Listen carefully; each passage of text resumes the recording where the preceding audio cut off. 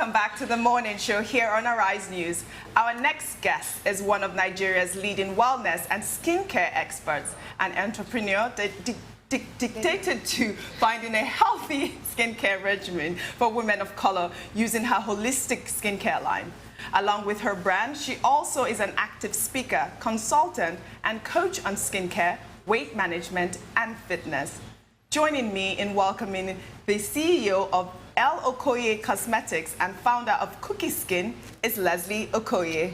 Thank you so much for having me. Welcome to the morning show. Thank you, Victoria. Welcome. You are glowing. Thank you. All right. And all thanks to Cookie Skin, right?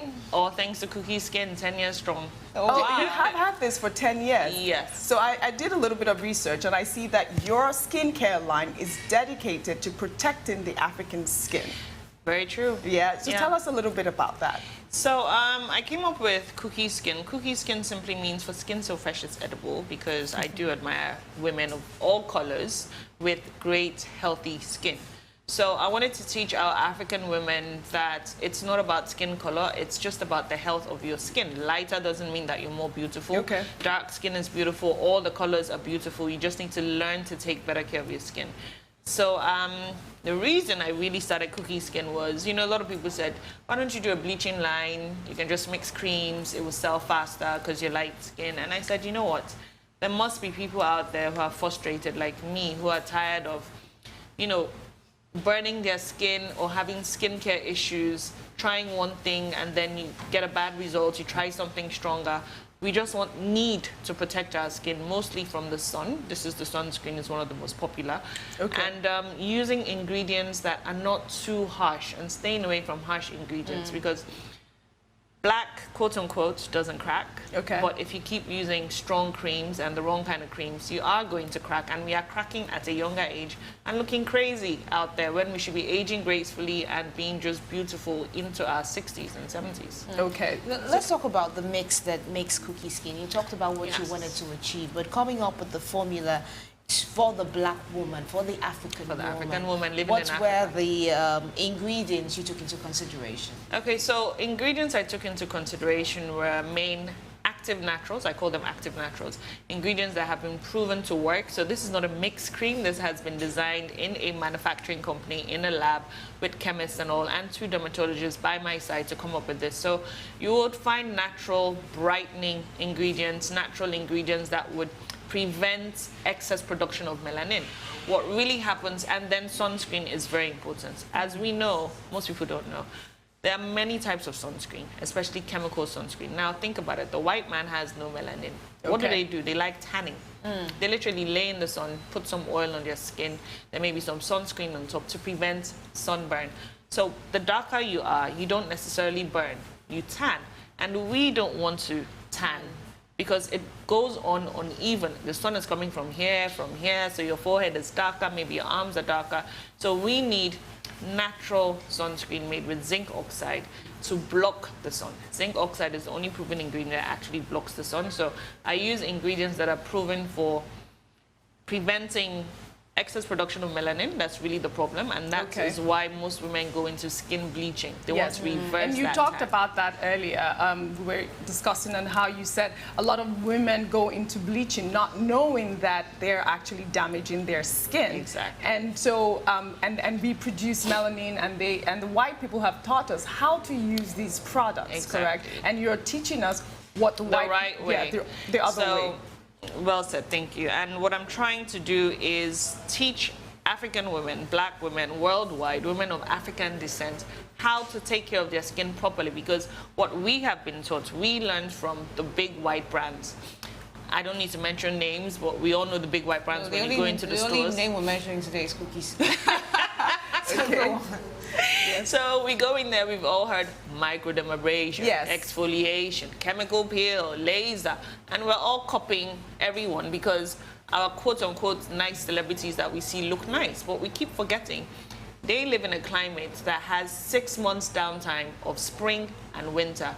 Here, yes, we do have Hamatan, but the sun is still out there on us. And then we have things like generator, and then most people are, you know, up and down. The regular African woman takes public transport. Okay. Do you understand? Maybe in an Okada or something else. So she's not necessarily protected.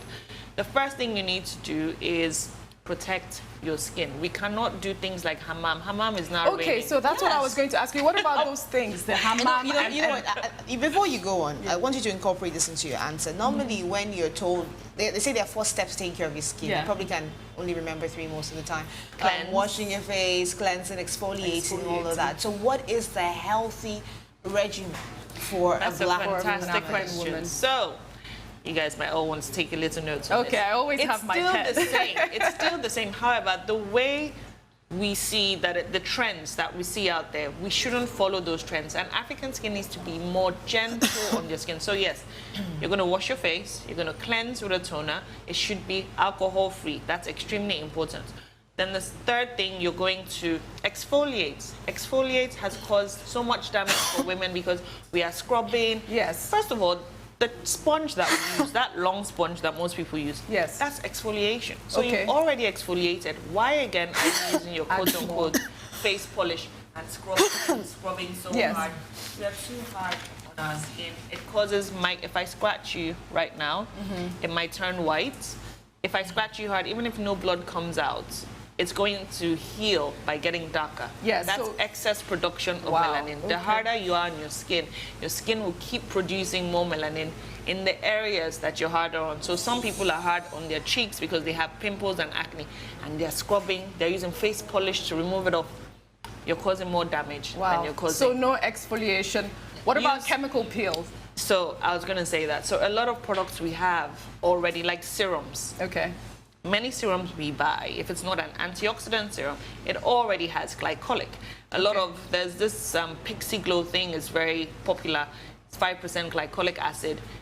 That's an exfoliation. So Okay. you need to know your ingredients. So exfoliation is the next step, but for African skin, I would say use a product that exfoliates as opposed to mechanical exfoliation. Wow.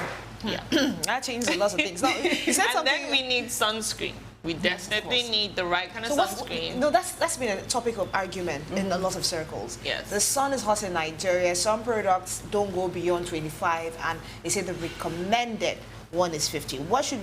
How high should the SPF actually be? Minimum 30. 30. So you see, you have day jobs, you have the luxury of being indoors. Okay. You have a driver, you drive yourself. For the regular woman that doesn't drive herself to work, you need 30 minimum. It has to be zinc oxide. So I wanted to show you, I just want Yes. to demonstrate Go ahead. this. So the issues that most people have OG is, offers a hand before she's. Oh yeah, I want to glow. OG. Don't you want to glow? Yes, go on.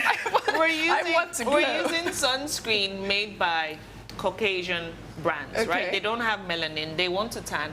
Most of it would have oil on it, and Yes. they don't want to burn, so it will be heavy.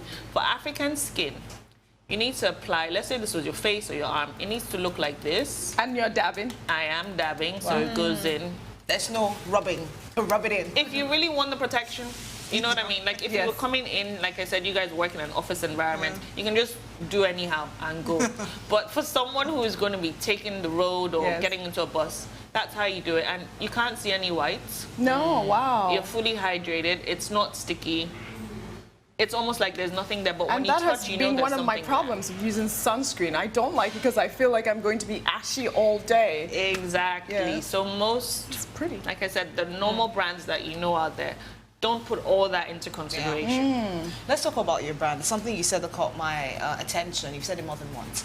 Yeah. So this product, obviously, you're making for not just a woman who lives a comfortable life, but also Yeah. for the regular woman Yes, out for there. the regular How do you create a brand that cuts across so many people, and why didn't you focus on a particular group of people? Yes. Is that a business strategy?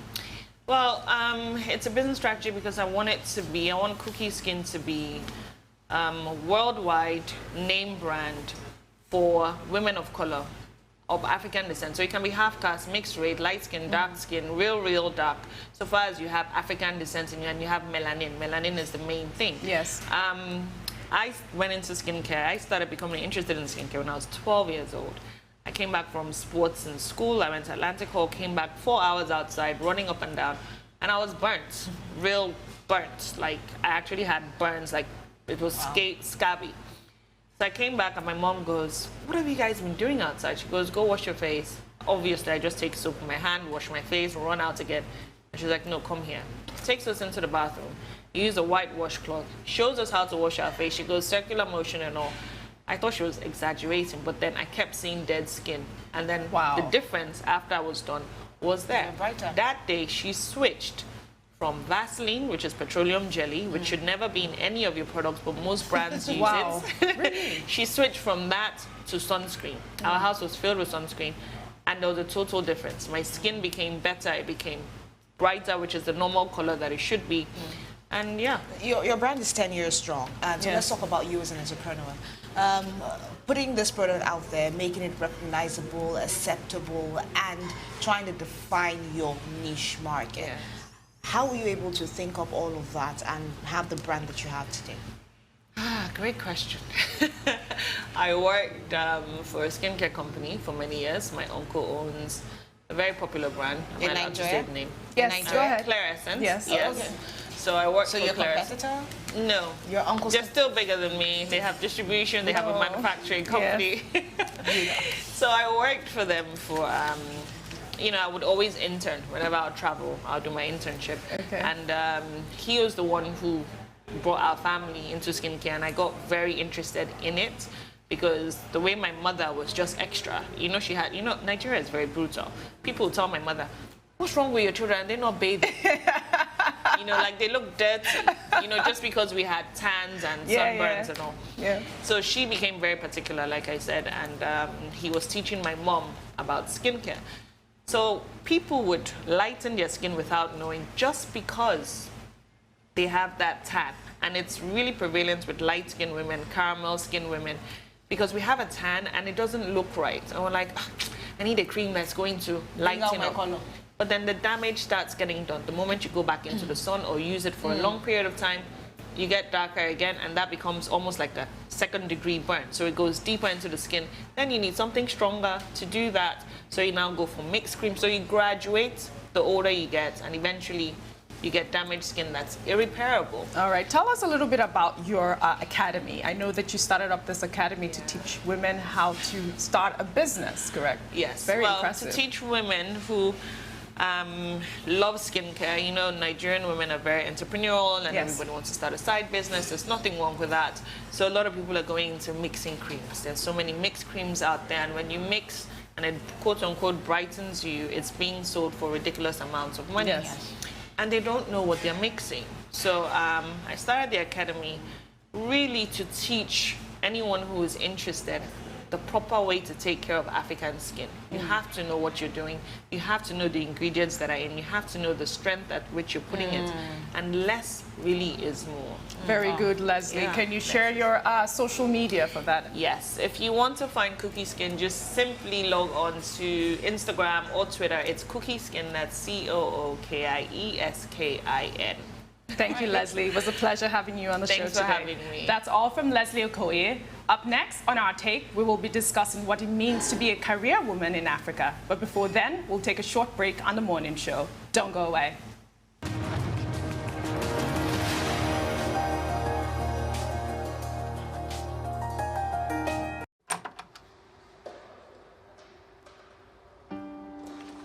There is nothing as symbolic as a door. It shuts to protect you and opens to give you much more. Everyone wants to succeed, not just count pennies. When life gets tough, I remember a few things. Difficulty and struggles are part of what life brings.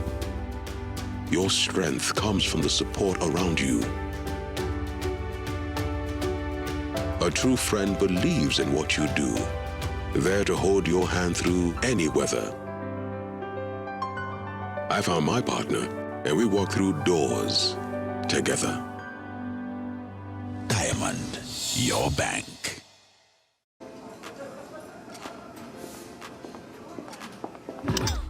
In a fast-paced world, you need the ability to make everything move at your own speed. stay ahead and not miss anything. That's why I'm a More Life Complete, Which lets me call everyone in Nigeria on all networks at just 15 kobo per second. I can also call any line in the United States, Canada, UK, Germany, India, China, and Malaysia too at just 15 kobo per second. And just when you think life can't get any easier, I get 15 free minutes to call anyone in the 9 Mobile family. Just booked your ticket to London. Before you think I've got to compete on More Life, I also get 15 minutes free browsing to catch up on sports updates and anything online. Now that's what I call the complete package.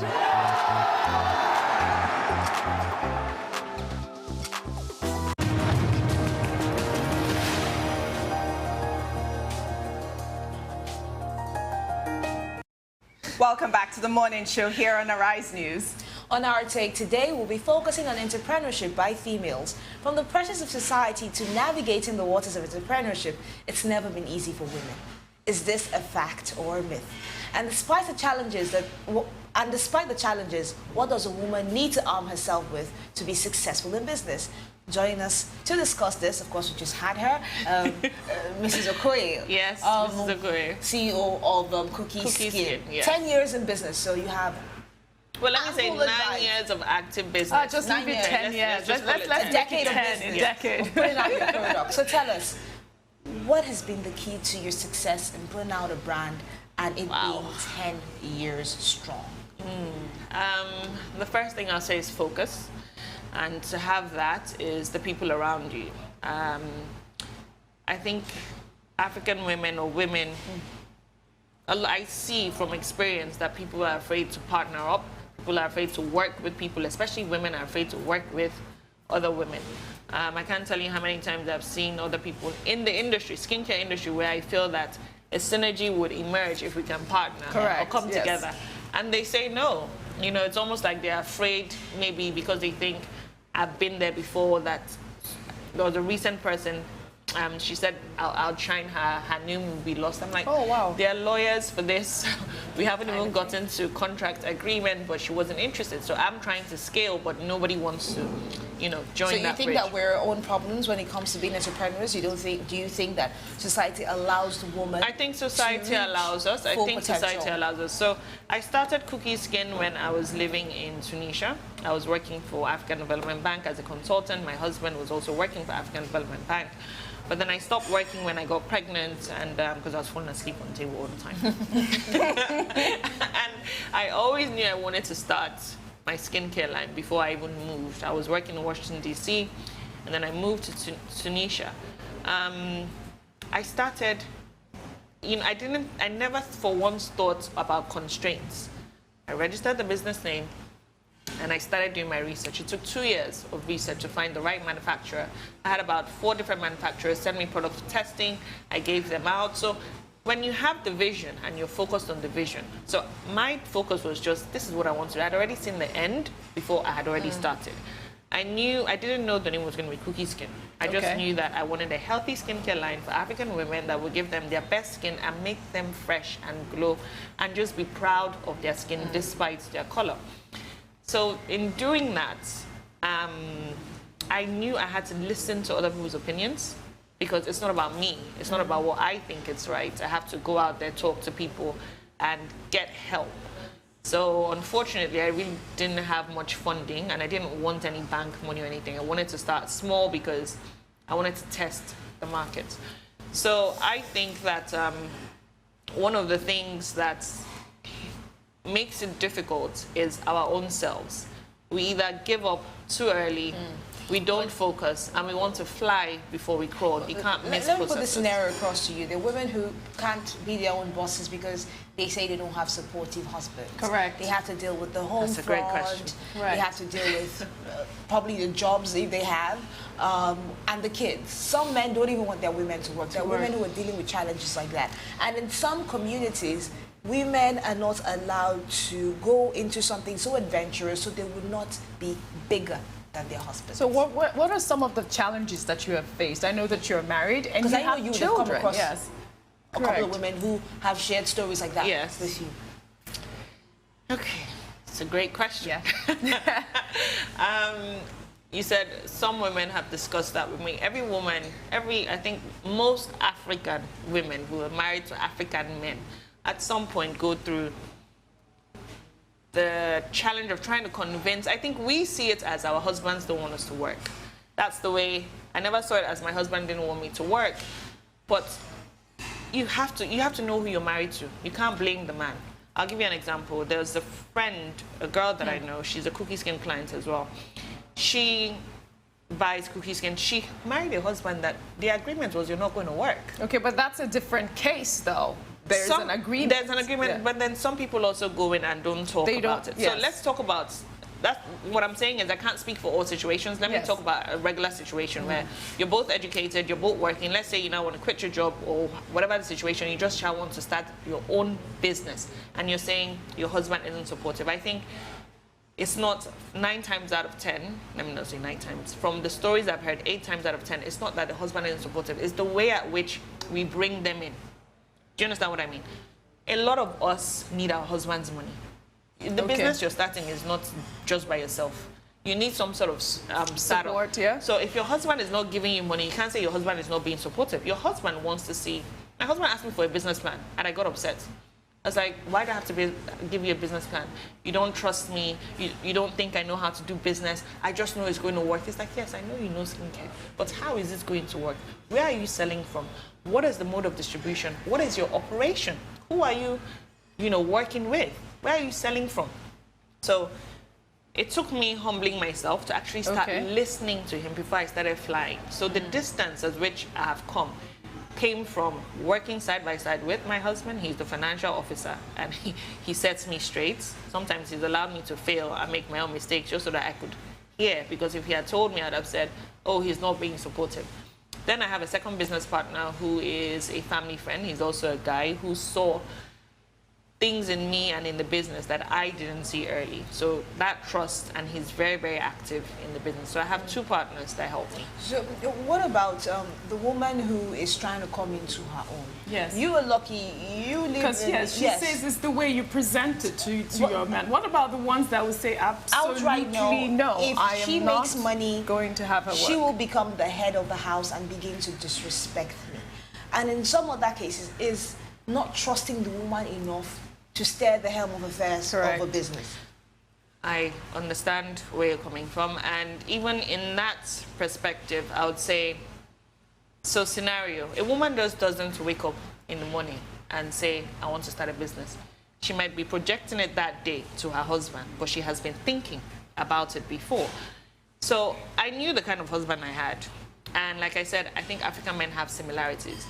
I always told him while we were dating, that I am going to be rich. Okay. I said, I'm going to be rich, and if care isn't taken, I might be richer than you.